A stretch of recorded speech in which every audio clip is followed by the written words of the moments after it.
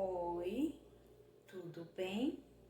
Vamos aprender alguns verbos em Libras.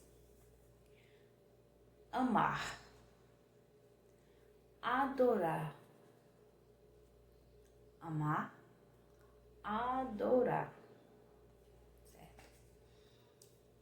Ajudar, eu ajudo você, você me ajuda. Ou então eu ajudo você e você me ajuda, certo? O verbo aprender, o verbo estudar, o verbo avisar, eu aviso a você e você me avisa.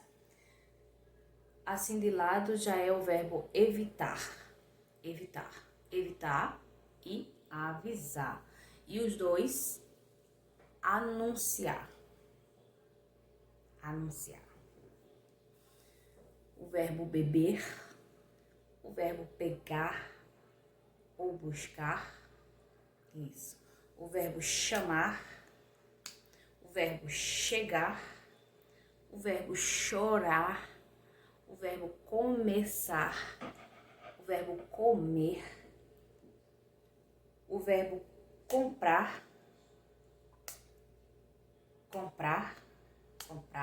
o verbo conhecer, o verbo conversar, o verbo cuidar, o verbo dar, a mão em D, ó, o verbo encontrar, o verbo ensinar, o verbo entender, o verbo esquecer, o verbo saber, o verbo esperar,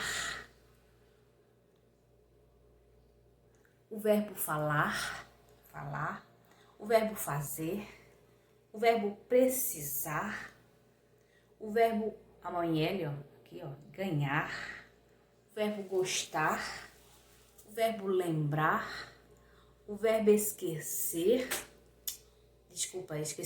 o verbo obedecer,